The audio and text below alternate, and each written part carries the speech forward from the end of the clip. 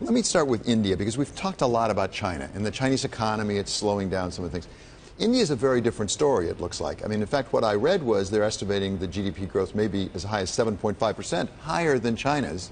It's the seventh largest economy in the world. So how are things looking to you in India? I think things are looking much better in India than what they were, say, 18 months ago, because I remember 18 months ago it was one of the fragile 5 economies. From there on, actually, the macroeconomic indicators have improved substantially. Current account deficit is better, fiscal deficit is under control, inflation has come a lot under control. And again, while the monsoons have been a little tricky, the government has done a lot about managing food supplies and so on. So inflation is under control, interest rates are coming down.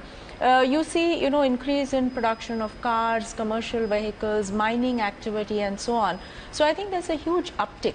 The real movement in the economy is now likely to come because of the government spendings going up as well. So there's a thrust on highways, there's a likely thrust on railways, defense, and so on. In terms of movement in the economy, are you seeing movement in terms of income inequality? Because the divide in India is massive. And for you, in a private bank perspective, clearly you are dealing with the wealthiest. So while the divide exists in a country like India, I think the biggest thing that's happening today is a whole lot of efforts around financial inclusion and around skilling, people so as to make them more eligible or capable of generating livelihoods.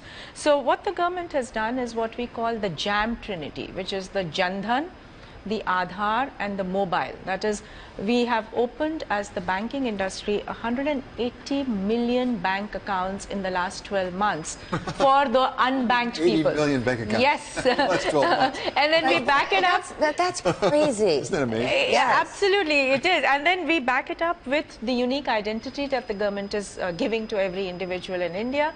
And then we combine that with direct benefit transfers of subsidies. And that kind of brings in so many of these million people in the economic activity. So, I'll confess, I didn't know what this unique identity. Is it a card? It's actually just a number. It's a number. It's a number. But how many people is that when you give them? So it's been given to almost the entire population now. But since now even the unbanked people have this unique identity, it's possible for banks to open a bank account for them. But this looks like a large opportunity for Western companies, investment and things like that. As I say, it appears to be growing faster than China. It's the 7th largest economy in the world. At the same time, the World Bank ranks India as 142nd, I believe, out of 189 countries. China's 90, so you're 50 full places behind. What accounts for that, and what can be done for it? So as you're saying, I think the biggest potential is about investing and the requirement to invest, the requirement to create infrastructure, the smart cities, the Make in India, and so on and so forth.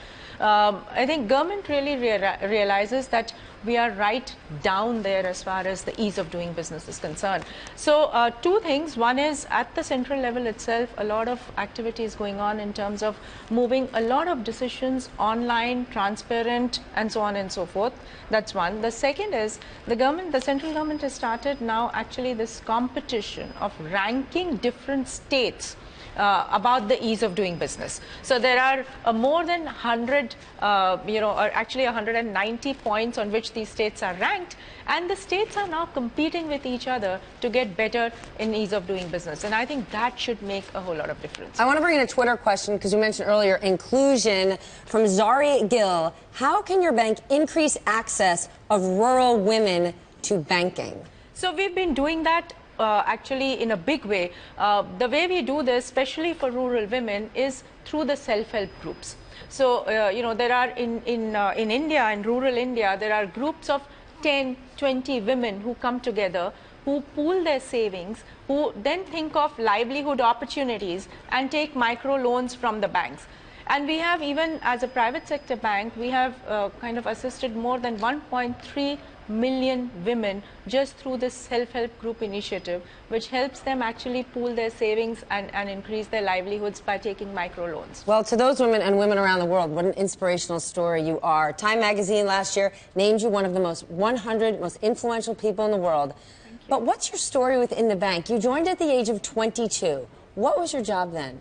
I joined as a management trainee, and I was doing project appraisals, looking at projects that are set up in India because we were a financial institution giving loans to set up those projects. But from then on, the ICICI actually diversified substantially. We moved into retail consumer banking. So I had the opportunity of setting up the retail consumer banking for the bank.